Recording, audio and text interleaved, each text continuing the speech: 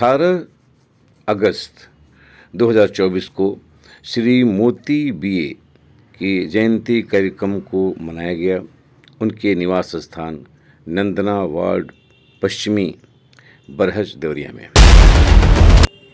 अब प्रस्तुत है हमारे विशिष्ट अतिथि, भूतपूर्व प्राचार्य, साहित्यकार, कवि और इतिहासकार, श्री मोती बीए ग्रंथावली के सह संपादक डॉक्टर दिवाकर प्रसाद तिवारी जी के विचार श्री मोती बीए के 105वें जयंती पर।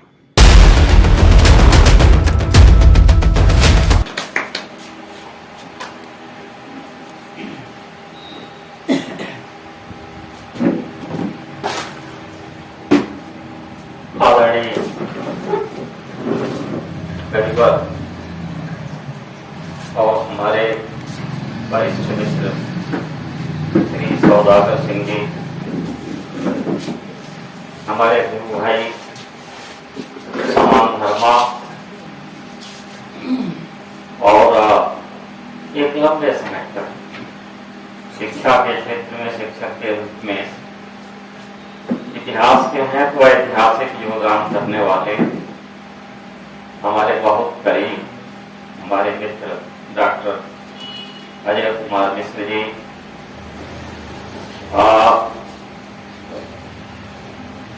हम उसी को लंकिया याद करते हैं जो हमारी अच्छाई और बुराई दोनों को जानता हो और दोनों में सहभागिता करता है।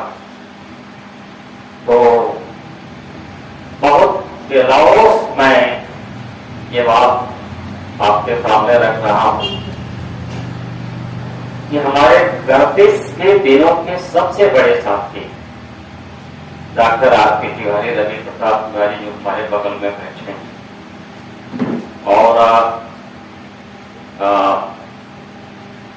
सुशील जी, कौशल किशोरमणि जी, डॉक्टर रंजीत, भालचंद्र उपाध्याय जी, यहाँ जितने उपस्थित मित्र हैं, चाहे वो युवा हों, वरिष्ठ हों, विद्वज्जन, रचनाकार मित्रों, एक बात है, मैं उस गुरु को जिसने मेरी उन समस्याओं को हल किया, शायद जिनका हल और कहीं से नहीं हो सकता, और यह काम एक ऐसा मित्र या गुरु ही कर सकता है जिसके भीतर अपने मित्र या शिष्य के प्रति केवल लगाव न हो, बल्कि उसको गढ़ करके एक अच्छे साथी में ढाल करके एक अच्छा आदमी बनाने की भूख हो, तड़प हो, प्यास हो। श्रद्धेय वरेशु कवि गीतकार, और मैं आज उन्हें कहूंगा कविराज। कविराज इसलिए कि 12वीं शताब्दी का एक बहुत बड़ा कवि, नाटककार और समीक्षक, काव्य मीमांसा का रचनाकार राजशेखर कविराज की उपाधि उनको देता है जो एक से अधिक भाषाओं में रचना करते रहे हों। ये उसकी कसौटी है, क्योंकि राजशेखर संस्कृत में भी कविताएं लिखते थे, नाटक लिखते थे, और प्राकृत में भी कविताएं और नाटक लिखते थे, 2 भाषा, ये उनकी कसौटी। हमारे श्रद्धेय गुरु कविवर मोती बीए भोजपुरी, हिंदी, उर्दू, अंग्रेजी, इन 4 भाषाओं में लिखते, और डॉक्टर रामचंद्र तिवारी ने अपने लेख में इसीलिए उनको कहा था चतुरस्र कवि मोती बीए। तो मोती बीए कविराज की उपाधि के लिए इस पूर्वांचल में ही नहीं बल्कि एक देश, इस देश में संपूर्ण अर्हता रखने वाले महाकवि हैं। मैं इसलिए यह बात कह रहा हूं। आज मैं अपने एक पुराने घर पे हूं। हमारे बहुत से घर होते हैं जहां हमारा जन्म होता है, जहां लंबे समय तक हमारा प्रवास होता है और जहां हम बहुत अधिक घरऊ महसूस करते हैं, अपनापन महसूस करते हैं, वात्सल्य महसूस करते हैं, वो ही हमारा घर होता है। ये हमारा एक पुराना घर। आज मैं 1969 से लेकर के और 1990 तक प्राय इस घर में आता रहा और आज इस घर का इतिहास, भूगोल और इस घर में कभी कभी प्रवास करते हुए जो कुछ हमने अपने व्यक्तित्व को बनाने के लिए प्राप्त किया गुरुवर से और उनके परिवार से, वो आज हमारे सामने वर्तमान बनकर उपस्थित है। गुरु जी भी इतिहास के विद्यार्थी थे, इतिहास से थे। अजय जी इतिहास में, हम भी इतिहास में। The theory of indestructible yesterday, Anjali भी पढ़े हैं इतिहास। बीता हुआ कल कभी समाप्त नहीं होता है, मरता नहीं। इनडिस्ट्रक्टिबल यस्टरडे, ये इतिहास में है। वो हमारा बीता हुआ कल आज फिर जाग उठा है और मैं आज के इस खास मौके पर अपने बड़े भाई अंजनी सुशील और भालचंद सुशील चुल्ली के भी बड़े भाई, मैं पूरे परिवार को जोड़ के चल रहा हूं, इसलिए यह परिवार इन लोगों के पिताजी पंडित राधा कृष्ण उपाध्याय के समय से, जिन्होंने, हमारे गुरु जी कहते थे, जिन्होंने बार बार एक बात कही थी अपने पुत्रों से और परिवार के नई पीढ़ी के लोगों से कि जो हिचकिचा के रह गया वो रह गया, इधर जिसने लगाई पेड़ वह खंदक के पास। वो उत्साहित करने के लिए, जो बेशक चलो आगे बढ़ो, अगर सामने तुम्हारे पहाड़ भी आ जाए तो डरो नहीं, इसलिए कि पहाड़ को भी मनुष्य लाता है और बात करता है। अब सोचिए वहां से पीढ़ी शुरू होगी।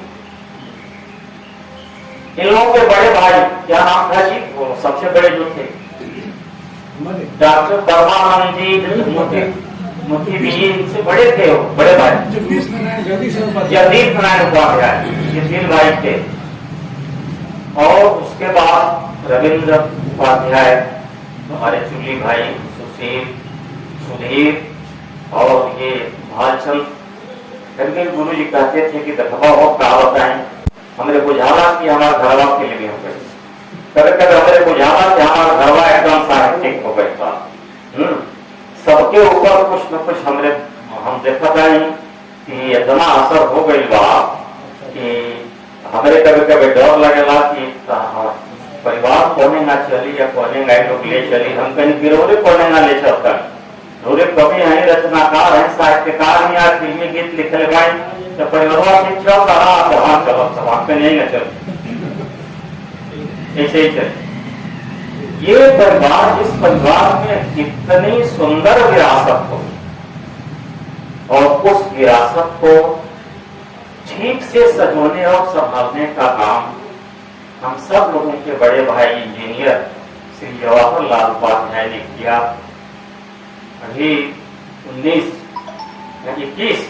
21 जुलाई को दिवंगत हुए। तो भाग्य देखिए कि 1 अगस्त को उनका ब्रह्मरोज और गुरु जी की पुण्यतिथि। मैंने लिखा, मैंने बड़ा विचित्र संयोग, उस दिन को बिताना हम लोगों के लिए इतना अधिक भारी हो गया।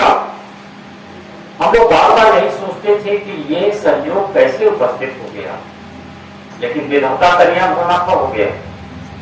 उन्होंने हमको, डॉक्टर आरती तिवारी को, रविंद्र मोहन त्रिपाठी गोरखपुर को, जवाहरलाल उपाध्याय लाइब्रेरियन गोरखपुर विश्वविद्यालय, शांति स्वरूप दुबे देवरिया और अपने पूरे परिवार को, ग्रंथावली में हमारे परिवार के बच्चों तक का नाम लिखा है कि बच्चों ने सहयोग किया, बहुओं ने सहयोग किया, सबने सहयोग किया। कि सब लोग 2002 के आसपास लगे और बीच में 3 घटनाएं हुई। बड़ा कठिन काम हो गया ग्रंथावली का काम आगे बढ़ाना। सारी पांडुलिपियों को, सारी प्रकाशित रचनाओं को सहेजते हुए जवाहर भाई की पत्नी सुनैना जी चल बसी। उनके मुंह का ऑपरेशन बंबई में हुआ, कई बार बार बंबई जाना पड़ा और 2009 में गुरु जी भी चल बसी। अब इन सारी विपत्तियों को झेलते हुए ग्रंथावली का काम हुआ। कुछ दिन बाद हम लोग दिल्ली गए हुआ। उनको ऐसा लगता था कि हम उनकी संतानों पर, हाँ वो शारदा सुची, उनका नाम मैं भूल रहा हूँ, हम संतानों को पिताजी का ऋण है कि उनका जो अधूरा काम है उसको पूरा कर। और उसका सबसे बड़ा तरीका ये है कि उनकी सारी रचनाओं को अंत का प्रकाशित कराते हैं, उसके लिए पैसे का कोई अभाव नहीं। और ऐसा करके 2010 में मोती भी ग्रंथावली 10 खंडों में प्रकाशित हुई।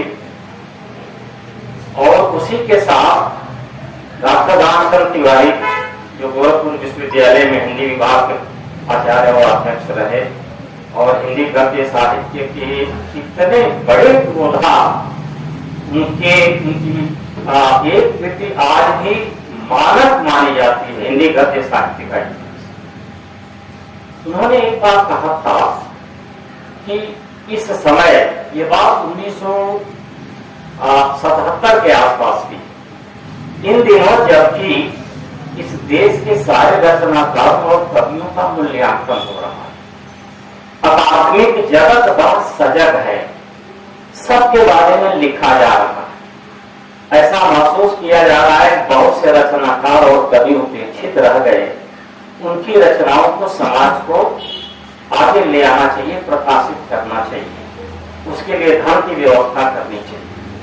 ऐसे में मोती बीए की सारी रचनाएं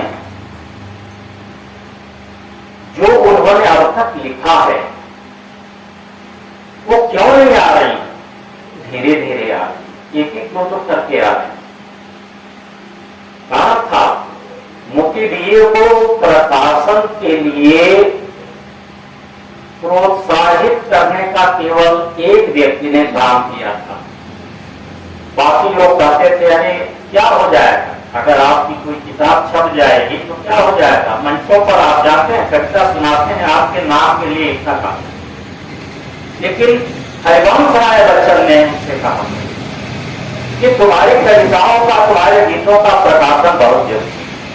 तब वो सोचने लगे और उनकी कुछ किताबें 1970-71 से ये जगतगंज वाराणसी से छपने लगी, बनारस से कवि भावना मानव और सिमर के फूल, प्रतिबिंबिनी, ये सब किताबें छपने लगी थी।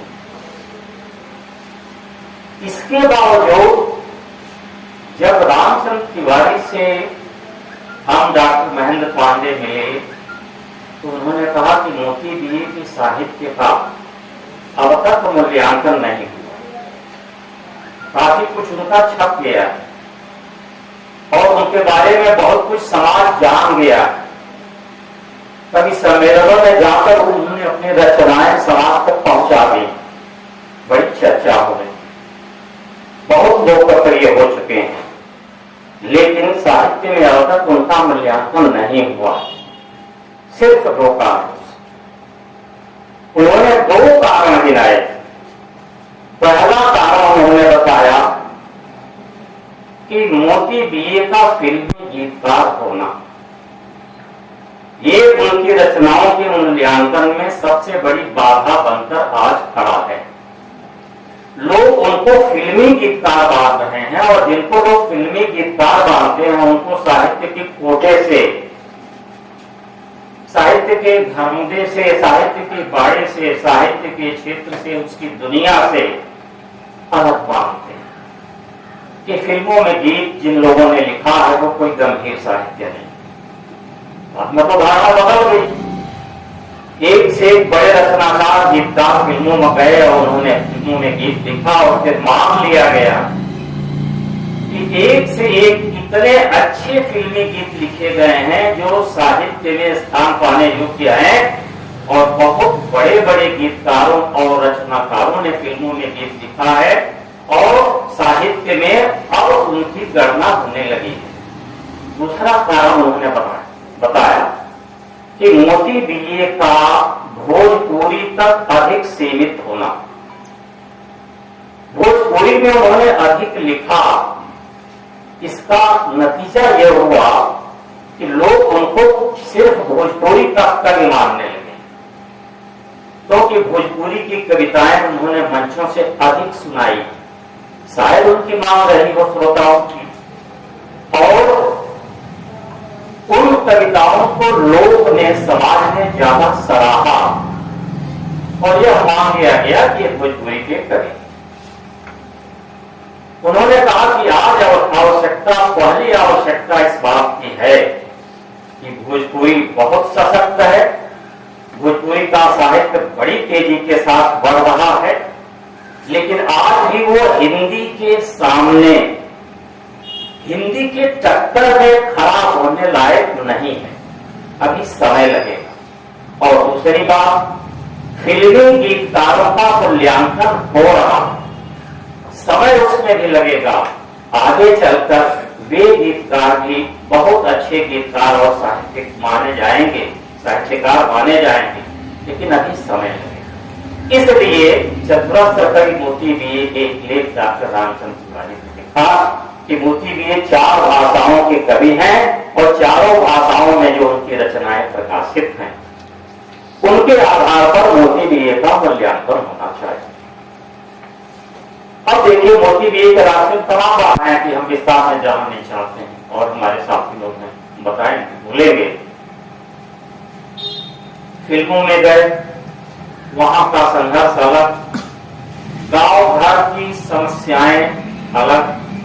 बनारस में थे तो वहां कवियों की गुटबंदी और उनके बीच जो एक अपने अपने को ज्यादा प्रचारित करने की होड़ लगी थी, उसका संघर्ष अलग।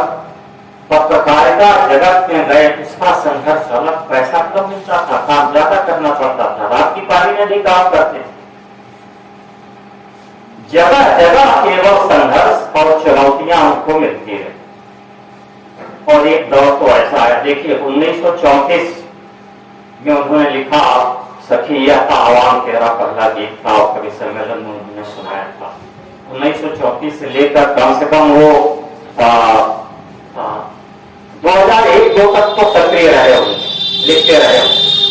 मैं मानता हूं 60 वर्ष तक जो कवि और जो लेखक, इतिहास का दर बहुत सुंदर गद्य, गद्य की जो ही कसौटी हो सकती है, विलियम हेजलिक बहुत अच्छा गद्यकार माना जाता, चार्ल्स लैंग माना जाता है, फ्रांसिस बेकन माना जाता है। इन सब की कसौटी पर मोती बीए ने बहुत अच्छा गद्य लिखा है।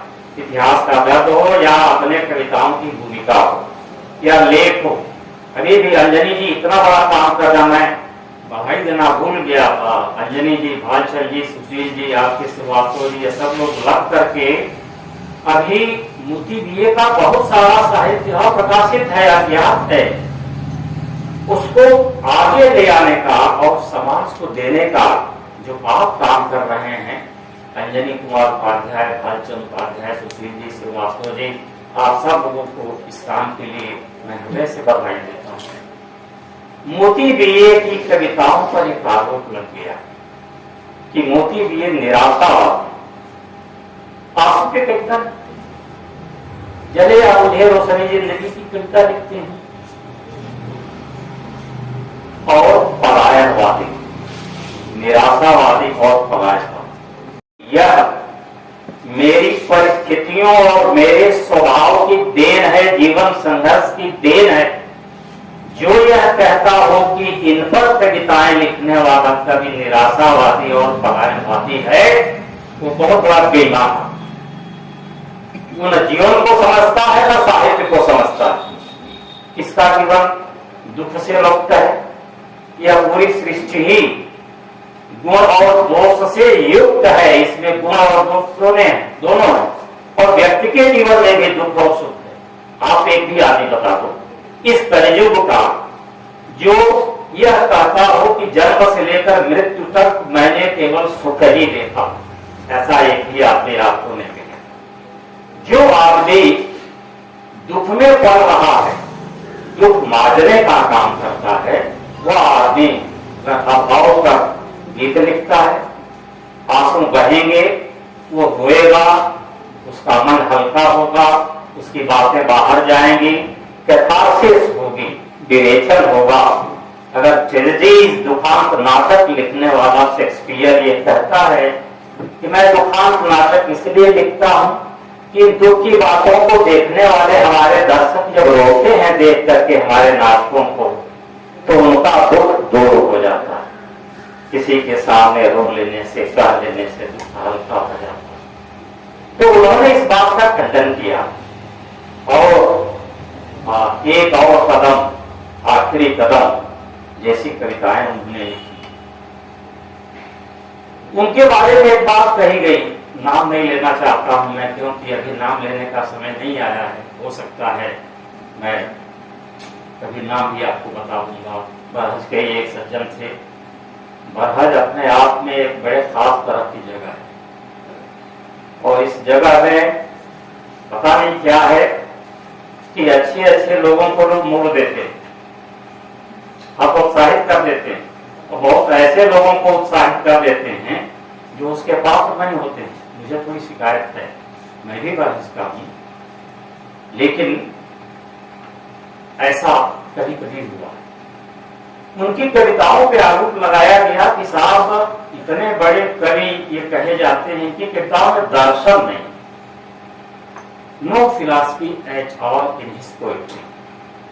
बताइए, कवि भावना मानव लिखने वाला आदमी, संविधा लिखने वाला आदमी और तर्कशास्त्र, जहां से दर्शन शुरू होता है। इंटर में हम लोगों को तर्कशास्त्र भी सीपी यादव, रामाधार गुप्ता को छोड़ करके हम लोग आते थे इनसे तर्कशास्त्र पढ़ने के लिए, क्योंकि शिलाजिज्म वो लोग पढ़ा नहीं पाते थे न्याय में। जो व्यक्ति तर्कशास्त्र पढ़ा रहा है, पढ़ रहा है, तर्कशास्त्र, लॉजिक, ये दर्शन की नींव है, बुनियाद। न्याय दर्शन की नींव है, बुनियाद है हमारे यहाँ न्याय शास्त्र की। उसके बारे में कहा गया कि इनकी कविताओं में दर्शन नहीं। लव एंड ब्यूटी अंजलि भी बता रहे थे, उसमें वो लिखते हैं diving deep and deep, soaring high and high, pity the surface life, what this dirty fun. Diving deep and deep, जितने ही गहरे जाओगे, भाई बता रहे थे अभी ना, उदक में क्यों न डूबूं मैं, उमंगे पार जाएंगे, भले हुमाऊं मेरे स्वर तरंगे गीत गाएंगे, डूबना था गए डूब हम, चाहे जो भी हो गहराए। जितने गहरे जाओगे डूबोगे, diving deep and deep, soaring high and high. एकाग्र मन से ध्यान करोगे, कंसंट्रेट करोगे एक विषय पर, समाधिस्थ हो जाओगे। कवि की भाषा समाधि भाषा कही जाती। शास्त्र कहता है कि जब तक कवि समाधि में नहीं जाता तब तक वो ऐसी कविताएं नहीं लिख सकता जो दूसरों के मन और हृदय दोनों को झंकृत कर दे, स्पंदित कर दे, एक नया जीवन दे दे। इसके लिए उसे समाधि में जाना पड़ेगा। तो diving deep and deep, soaring high and high, जो जितना ही अधिक डूबेगा, जितना ही अधिक समाधि में जाएगा, उतना ही अधिक ऊपर उठेगा, जाएगा, कुछ प्राप्त करेगा, आसमान तक, अनंत तक उसकी यात्रा होगी। Pity the surface life, what this dirty fun. Surface life, ये सतही जीवन, रोज खाना पीना, पशु की तरह आहार, निद्रा, भय, मैथुन, ये सब जो पशु का है वो मनुष्य भी करे, ये कोई जीवन नहीं है। जीवन का यह अर्थ नहीं है जीवन मिला है, प्रकृति ने दिया, ईश्वर ने दिया है कुछ विशेष करने के लिए। नहीं मानुषा श्रेष्ठतरम ही किंचित, nothing is nobler than man. मनुष्य से अच्छा श्रेष्ठ प्राणी कोई दूसरा नहीं है, इसे कुछ विशेष करना चाहिए। जो व्यक्ति सरफेस लाइफ को, सतही जीवन को कंडम कर रहा और कह रहा है कि समाज में जाओ, हम कहते हैं उस व्यक्ति के, उस कवि की कविताओं में दर्शन नहीं। इन सारे आरोपों का जवाब दिया और आज अगर ये है, मैं आपसे एक निवेदन करके अपनी बात समाप्त करूंगा। मैं अभी, इन्होंने एक फाइल बनाई है जो समाचार निकलते थे उनके बारे में, और उनके इस संसार से जाने के बाद हमने देखा उसमें अधिकांश में हेडिंग लगी हुई है वो भोजपुरी के अमर गायक थे, भोजपुरी के बहुत बड़े कवि थे, वो फिल्मी गीतकार थे। अरे कम से कम 80% मैंने देखा है, सिर्फ 20% में शायद कहीं उनके उर्दू, हिंदी और अंग्रेजी की कविताओं और उनके अल्फाज की चर्चा बहुत कम हुआ।